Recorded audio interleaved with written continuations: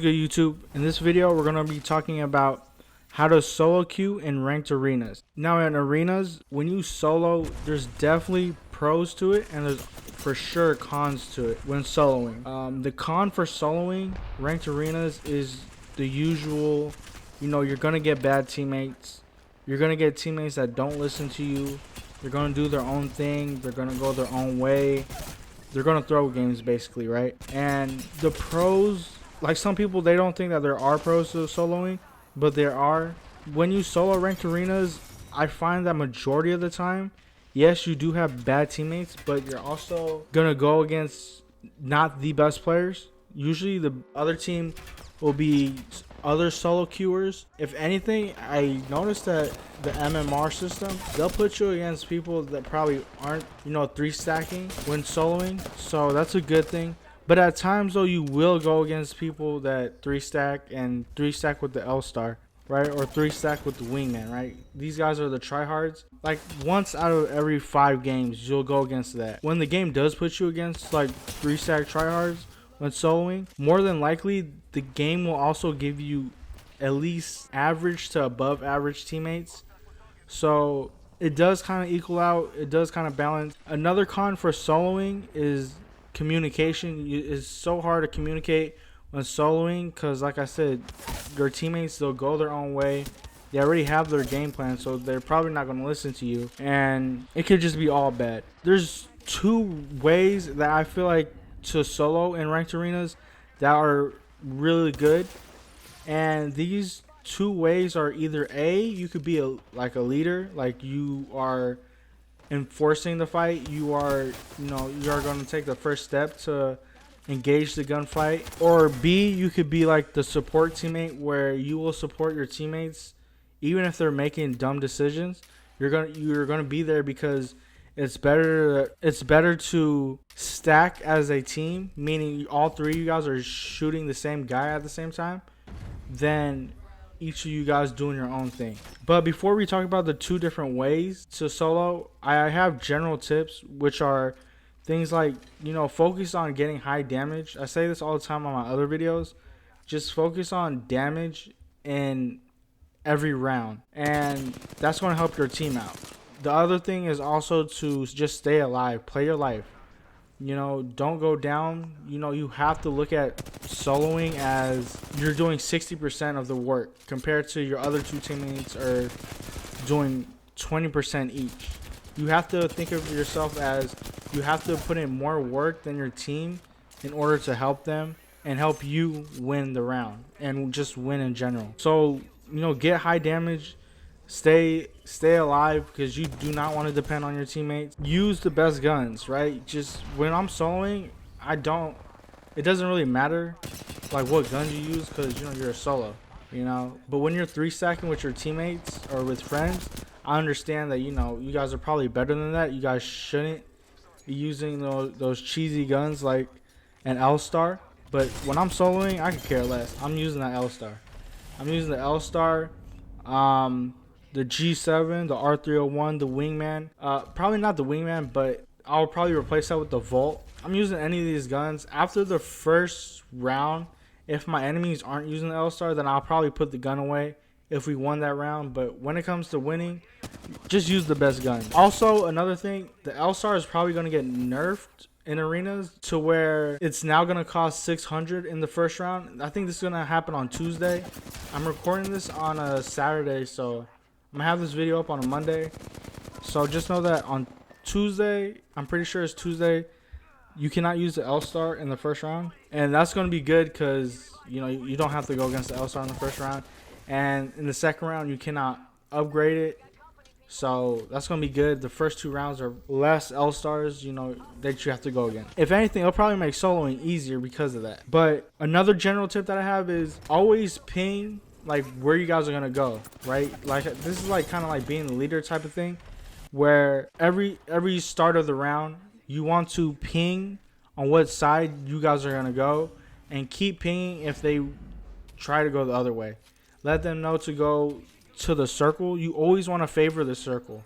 If the circle's in the middle, it could go where it could go each side. This is usually like on like on maps like Party Crasher or Phase Runner, I would, to determine where you're going to go on the circle, just go where the care package weapon is. The care package will more than likely end on that side. Also, when you're soloing, every small thing counts. You're playing for your life because you do not want to depend on your teammates. So, one, help them. Like, make sure they don't get knocked. And since you're playing your life, you want to play for the end game, the long game. That means the care package is going to drop. And 2 guns, the Kraber and the Alternator, are game-changing guns. So if you see that in the beginning of the round where the care package weapon is an Alternator or Kraber, I definitely recommend to play for that. Take that Kraber, take the Alternator, and try to get the care package, because that's a game changer. You for sure do not want your team, or not your teammates, you for sure do not want the enemies to have it. Now, I'm gonna be talking about this clip that I have. So here, you're gonna be seeing me, and I'm gonna be talking about this live, or not live, but just going over it and showing that this is the best way to be a leader in soloing ranked arenas. You have the best gun, which is an L-Star, and I'm gonna grapple all the way across to their side of the map, and now I'm putting pressure on the enemies. And when I do this, this means that the enemies is now focused on me, and it allows my teammates to cover ground and push up to the middle without being able to get hit. They're not focused because the enemies are majority looking at me, and because of that, now my teammates knock someone, and I'm doing my job to take my ones, and I win my ones right there. So now it's a 3v1. Here we just all group up and kill the Gibraltar. But something very important to know is that, this was a very short clip, but something very important to know is that when you're like taking that leader type of role in ranked arenas, which I highly recommend you should do, you should be playing a character like Pathfinder or Octane. The reason is because these characters have an escape ability, and they also have an ability to cover ground and get to a high, like a power position type of spot where you could get really good angles on your enemies, and where your enemies have to look at you and focus on you because you're a threat.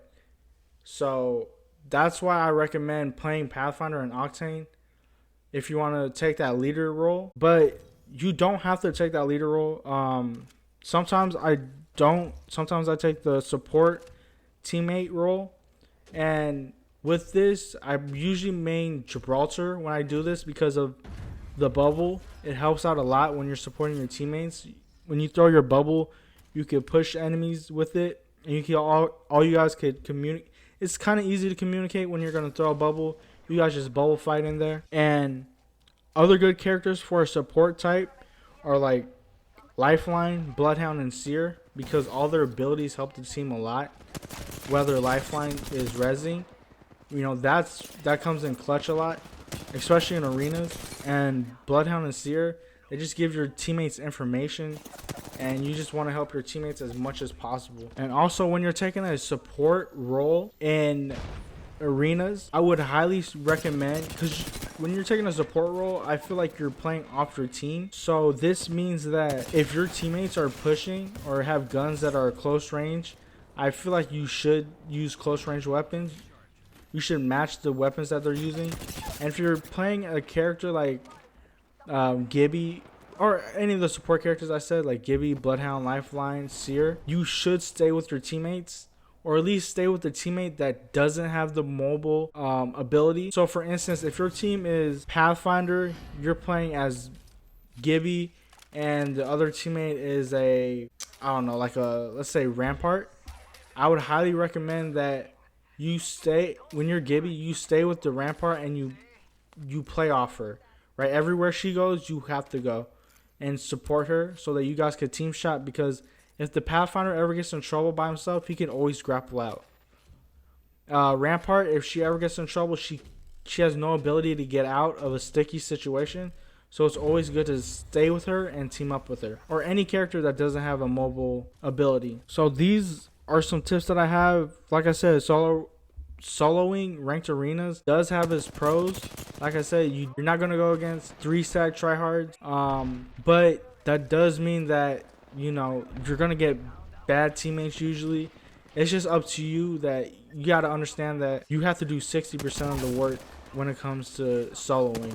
You can't really depend on your teammates because your teammates are just going to frustrate you. So when you're soloing, definitely take that leader type of role, or if you're not that type of person, then just stick with your team and just follow them and play off them. But yeah, this is the video. Let me know what you guys think. If you could, leave a like, comment, and subscribe. And if you watched or listened all the way to this video, comment the number 3 so I know if you stayed this far. And if you did, I really appreciate it. And I will see you guys on the next video.